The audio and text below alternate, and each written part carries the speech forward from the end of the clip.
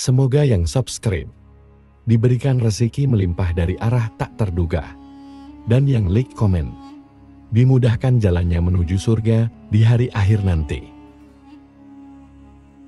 Maka Allah Subhanahu wa Ta'ala mengutus Nabi Syeds alaihissalam untuk pergi ke seluruh penjuru alam semesta untuk membuat batasan alam jin, setan, dan alam manusia.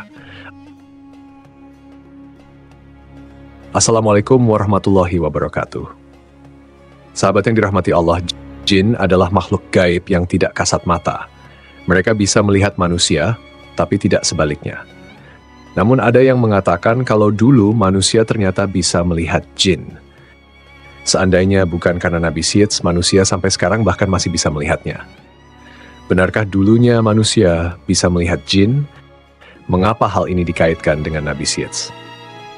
Tonton dan simak video ini hingga akhir agar tidak ada kesalahpahaman dalam memahami isi cerita. Nabi Syeds adalah salah satu nabi utusan Allah Subhanahu wa Ta'ala. Nabi Syeds adalah putra Nabi Adam dan tidak termasuk dalam 25 nabi dan rasul yang tersebut dalam Al-Quran. Imam Ibnu Katsir mengatakan dalam Qasas Al-Anbiya, Syeds artinya anugerah Allah. Nama tersebut diberikan karena Nabi Adam dan Siti Hawa mendapatkan karunia putra tersebut setelah terbunuhnya Habil di tangan saudaranya sendiri, Qabil. Kisah terbunuhnya Habil oleh Qabil ini telah diabadikan oleh Allah Subhanahu wa Ta'ala melalui firman-Nya dalam Al-Quran Surat Al-Maidah ayat 27. Bacakanlah Nabi Muhammad kepada mereka berita tentang dua putra Adam dengan sebenarnya. Ketika keduanya mempersembahkan kurban, kemudian diterima dari salah satunya, Habil, tidak diterima dari yang lain, Qabil. Dia, Qabil, berkata, "Sungguh aku pasti akan membunuhmu." Dia, Habil, berkata, "Sesungguhnya Allah hanya menerima amal dari orang-orang yang bertakwa."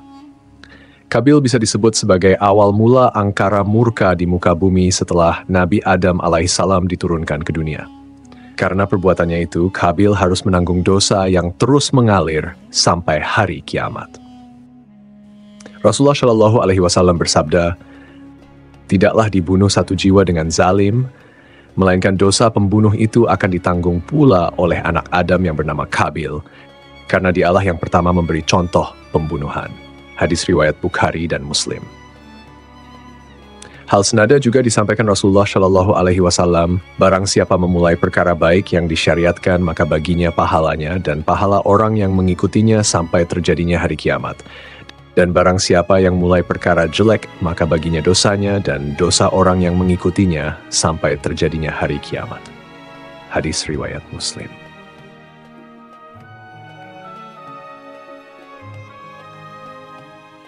Dikisahkan setelah Nabi Adam alaihissalam mengetahui Habil terbunuh, Nabi Adam sangat bersedih dalam waktu yang lama.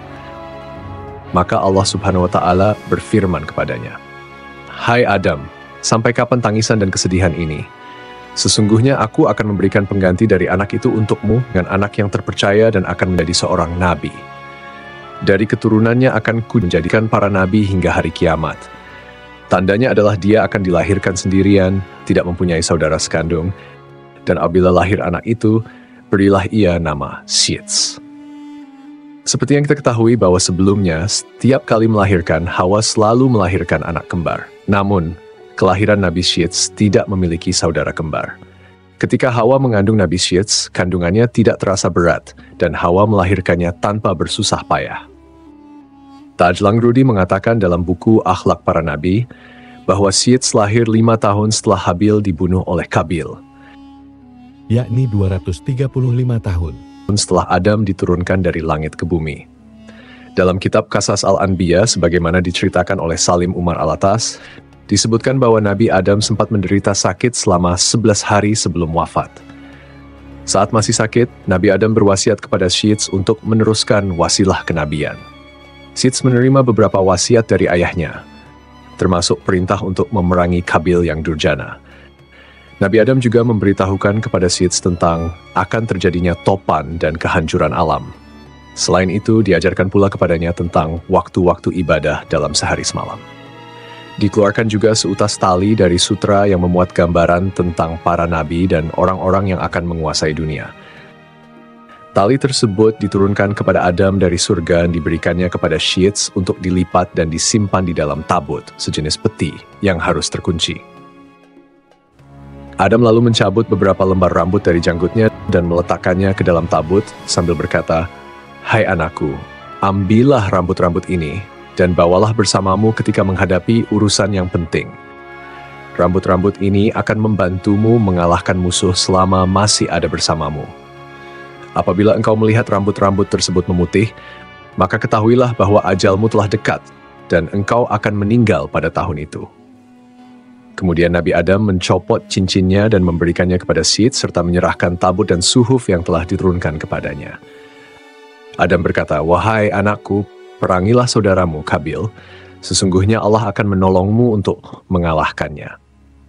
Perlu kita ketahui, kejahatan Kabil bukan hanya membunuh saudaranya Habil, tetapi Kabil tidak mengikuti syariat yang dibawa Nabi Adam dan membebaskan anak keturunannya melakukan maksiat. Tidak ada batasan antara laki-laki dan perempuan, hingga dari keturunan Kabil lah muncul alat musik yang dipakai untuk mengiringi tarian yang semakin melewati batas. Mereka terjerembab kepada budaya dan gaya hidup tanpa hijab dan aurat. Maka terjadilah perlakuan-perlakuan layaknya binatang. Tidak ada budaya malu, yang ada adalah perasaan bangga tatkala mampu melakukan hal yang tidak biasa. Jiwa mereka terpenjara dalam buayan hasrat untuk mendapatkan kepuasan. Para ulama mengatakan bahwa inilah saat awal mulanya zina. Demikianlah wasiat terakhir yang disampaikan oleh Adam kepada anaknya Sheets. Diriwayatkan semenjak Adam diturunkan ke bumi, dia hidup berumur 1000 tahun. Wahab bin Munabih mengatakan, ketika Adam meninggal, Sheets telah berusia 400 tahun. Dia telah diberi tabut, tali, pedang, dan kudanya yang bernama Maimun yang telah diturunkan kepadanya dari surga. Apabila kuda itu meringkik, semua binatang yang melata di bumi menyambutnya dengan tasbih. Sheets telah diwasiati untuk memerangi saudaranya, Kabil. Dia pergi untuk memerangi Kabil, dan akhirnya perang itu pun berkecamuk. Itulah perang pertama yang terjadi antara anak-anak Adam di muka bumi. Dalam peperangan itu, Sheets memperoleh kemenangan dan dia menawan Kabil.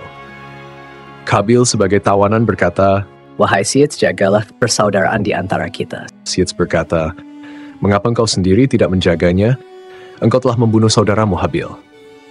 Kemudian Kabil ditawan oleh Sheets. Kedua tangannya dibelenggu di atas pundaknya dan dia ditahan di tempat yang panas sampai meninggal. Anak-anak Kabil bermaksud menguburkannya. Tiba-tiba iblis datang kepada mereka dalam rupa malaikat. Iblis berkata kepada mereka, "Jangan dikubur di dalam bumi." Iblis membawakan 2 batu hablur yang telah dilubangi tengah-tengahnya. Dia menyuruh mereka memasukkan Kabil ke dalam ruang antara 2 batu hablur itu, memakaikannya pakaian terindah dan meminyakinya dengan ramuan-ramuan tertentu, sehingga dia tidak akan mengering. Lalu iblis menyuruh mereka menyimpannya di sebuah rumah. Diletakkan di atas kursi yang terbuat dari emas dan memerintahkan kepada setiap orang yang masuk ke rumah itu untuk bersujud kepadanya sebanyak 3 kali. Iblis memerintahkan kepada mereka untuk merayakan upacara setiap tahun untuknya dan berkumpul di sekitarnya. Kemudian iblis mewakilkan urusan ini kepada setan. Setan itulah yang kemudian berkomunikasi dengan mereka sehingga manusia terus-menerus sujud kepada Kabil. Sementara Sheets, setelah dia menunaikan tugasnya memerangi Kabil, pulang ke negeri Hindi, India, dan menetap di sana sebagai juru pemutus yang adil di antara manusia. Setelah kepergian Nabi Adam dan Hawa, Allah menurunkan 50 sahifah kepada Nabi Sheets. Dialah orang pertama yang mengeluarkan kata-kata hikmah. Dialah yang pertama kali melakukan transaksi dengan emas dan perak, dan orang pertama yang memperkenalkan jual beli, membuat timbangan dan takaran, dan dialah orang pertama yang menggali barang tambang dari dalam bumi. Mengenai kisah Nabi Sheets memisahkan alam manusia dengan alam jin seperti yang dikatakan bahwa Sheets mendapatkan tugas dari Allah. Ia mendapat mandat meneruskan wasilah kenabian. Nabi Adam juga sempat mengingatkan Sheets untuk menjaga kerahasiaan mandat tersebut agar tidak sampai diketahui oleh putranya yang pendengki, Kabil. Salah satu tugasnya adalah membuat batas antara alam manusia dan jin. Sebelum Sheets bertugas, dahulu masih bisa dilihat jin atau syaitan yang berkeliaran. Jarak mereka dengan manusia tidak ada. Belakangan, Adam telah diperlihatkan jumlah manusia, angka keturunannya yang bertambah. Kemudian Nabi Adam AS berdoa semoga ada di antara anaknya yang melanjutkan risalah. Kemudian terpilihlah di antara anaknya yakni Sith menjadi orang yang menutup pandangan manusia melihat jin. Pada saat itu tidak ada batasan dunia antara jin dan manusia. Dan hal tersebut menjadikan manusia bisa melihat jin yang sedang beraktivitas layaknya manusia. Akan tetapi, berkat doa dari Nabi Sith, salah satu anak Nabi Adam manusia kini tidak bisa lagi melihat jin dan memisahkan antara dunia jin dan manusia. Kisah tersebut perlu dikaji lebih mendalam mengenai sumber-sumber yang syahih yang dapat dipercaya. Tidak ada riwayat atau kisah spesifik yang secara langsung menghubungkan beliau dengan peristiwa ini.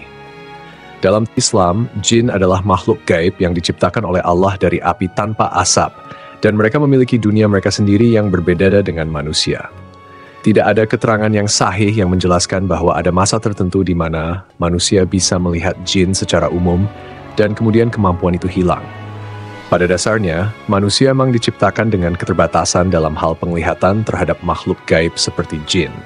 Hal ini adalah bagian dari ujian di dunia, di mana manusia harus beriman kepada yang gaib, tak terlihat, termasuk keberadaan jin, malaikat, dan hal-hal yang tidak tampak oleh mata. Dalam ajaran Islam, manusia bisa melihat jin hanya jika Allah menghendakinya, misalnya melalui kejadian-kejadian tertentu atau sihir yang dilarang. Namun, ini bukanlah sesuatu yang umum atau diceritakan secara spesifik dalam sejarah Nabi Sith. Wallahu a'lam bishawab. Hanya Allah yang mengetahui kebenaran yang sesungguhnya.